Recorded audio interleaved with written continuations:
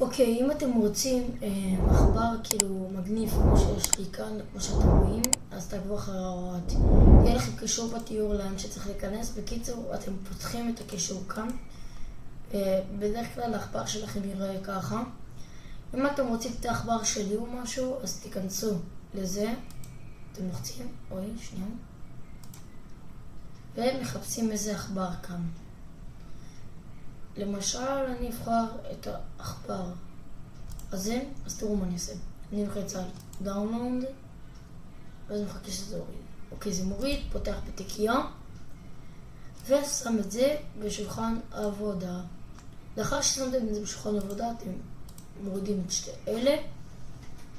קודם כל אתם תראו כאן, אחד, אבל אני עשיתי כמה מילה כי אני אוהב. אז אתם תרצו לפתוח את ההגדרות, תכתבו הגדרות כאן או משהו, אבל לי יש את זה כבר ככה.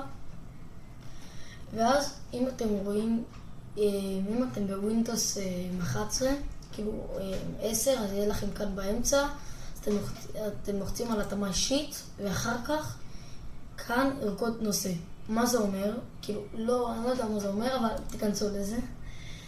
וכאן יש לכם סימן עכבר ברירת מחדל של, אוקיי, אתם לוחצים לזה, אתם תרצו ללחוץ על זה, ואז זה יראה לכם לא את העכבר שלי, את העכבר הנורמלי שלכם כאן, ואתם לוחצים, אתם תרצו ללחוץ על עיון, ואתם תיקחו את מה שאתם, ואתם תרצו לקחת את מה שאתם רוצים. לאחר שלקחתם את זה, אתם תרצו ללחוץ על תח, ואז אתם תרצו ללחוץ על החל ואישור. ומקווה שעזרתי לכם, כי עכשיו אם אני אצא מהכל, אפילו מהכל, העכבר יישאר לי ככה. אז ביי.